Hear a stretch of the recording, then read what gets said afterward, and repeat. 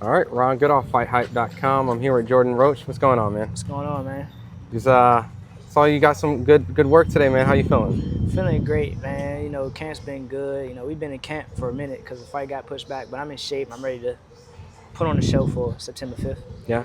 I know we talked a little bit earlier on the last interview, but do you feel like this is going to be one of your breakout performances that you'll be able to kind of not say that you haven't already shown great performance, but the one that maybe some people didn't appreciate your performances or unaware that you're around, that you'll be able to get on the radar a little bit more? I feel like I want to do better each fight. So Mm-hmm. if this is gonna be the performance for some people, maybe the next one's gonna be the performance for others. But I always want to do better.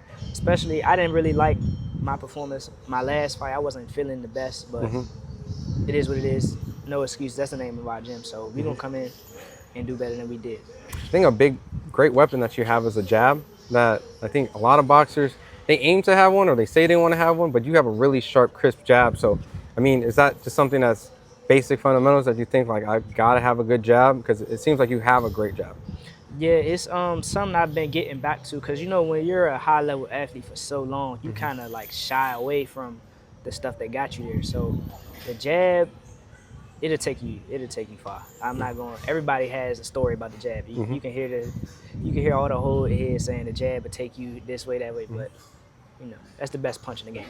Would you feel like you have like a toolbox just of jabs? Like they say a power jab, a snapping jab, an up jab. Because I've seen you use the jab to neutralize a lot of people in many different ways. So I mean, if you had a toolbox, how many jabs do you think you have? I don't know. It's a couple of different jabs. It's like I got this one jab that I really stole from my brother slash Canelo. It's like you just like looking down and then they don't see it coming. It just snaps the head back. It's like it's like a pluck for real. And Mm. you got the range finder, you got the jab to set up a combo. It's so many ways you can use the jab. Hmm. Mention of your brother. He's used the jab a lot in the tank fight, and it was very effective. And by all means, it seemed like the rematch was the thing that was supposed to happen. A lot of boxing fans, purists, felt that if there was a wrong, you have to make right, and if it's a draw, you do it again. Obviously, the next fight with Tank is not going to be with your brother. It's going to be with Jake Paul for an exhibition. I know that the narrative is bigger bag, more money. Obviously, anyone would take it. It's kind of the thing that everyone's saying. So, being the brother of, of Lamont, just wanted to get your thoughts on it. Of all angles, everybody looking outside, it's some bitch ass shit. Even he probably knows that's some bitch ass shit. But if you hand that contract on the table, what would you do? What would I do? I don't know. But also at the end of the day, it say in the contract if it's a draw or a loss, you have to do an immediate rematch. So by technicality and just by being real, that's a duck. He could have fought Jake Paul after, Hmm. and it's a breach of contract. So legally, it's a breach of contract, and everybody knows he wild. With the fight itself, some people might feel like, hey, the fight can still happen. They could probably maybe elevate the rematch. Do you think the likelihood of a rematch after this will happen, or Tank might take the money and potentially retire? Because it's one of those type of farewell kind of fights. We've seen Floyd fight Conor McGregor at the end, and it kind of seems I like. mean, Floyd had 49 other fights and Mhm. fought world champions, so that's you can't really say that's about. You can't compare that to Floyd, but he wild, man. It's just he wild. Like I don't know if he gonna fight him. He don't want to fight him. Obviously, it ain't like he like yeah, I'm about to go fight Jake Paul real quick. Then I'm gonna fight you after. It was no communication. They found that out when everybody else found out. It's is that something where if the shoe was on the other side, right? And that's kind of what people will say, right?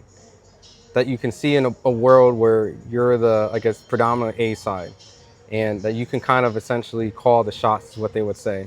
The offers come to you, the big guys come to you. Let's say the Green Ranger comes on and says, I'll box you for $200 million or something like that, right? Do you see yourself in a world where you would void the rematch?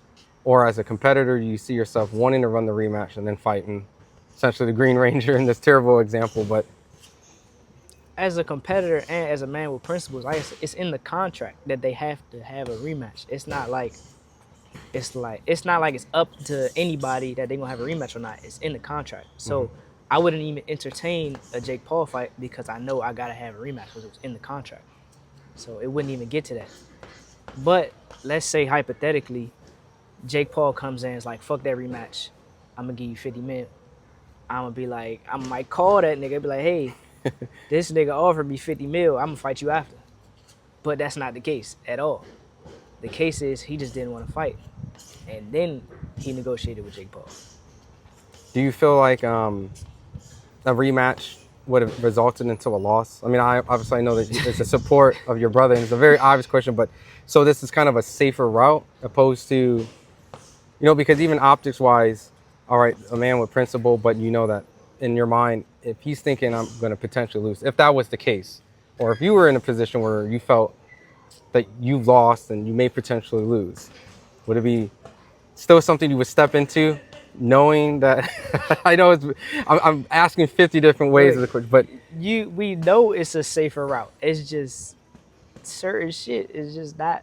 It ain't certain shit you don't do as a man. Of course, it's the safer route, but he got some problems, man. Congratulations to him. He's getting a bag. You know, they gonna be all right either way. My brother gonna be all right either way. do you think Jake has an opportunity to do something in this exhibition? No, he does not. No, I like. Come on, Tank better not lose to that nigga. What the fuck? Come on, it's Jake Paul. He better knock that nigga out and go on about his day. Either retire or fight Lamont again. Who, like, let's be real. If it's somewhat competitive, or Tank doesn't get the vintage knockout or knockdown, is that considered a loss? Because it's an exhibition, you can't really get it on your record, but Nah, it's not a loss. I mean, he is huge, but they still need to either knock him out clean or sweep him. and if Jake has any moment, like a shot that sends Tank back, is that considered a loss at any point? No, he's not. It's just no, not. It's just it's not happening. no. Okay, got it. Well, I do know what's happening. You're returning September 5th, you know, and I know that it's going to be on Pro Box, and you're prepared to show the world with all the different type of jabs and all the different type of skill sets why you're one of the best guys in boxing, up and coming. So for the fight fans that's watching this, anything you want to tell them? Follow me on Instagram, Twitter, TikTok at Jordan J. Roach, and buy your tickets to the fight or watch it on Pro Box. All right.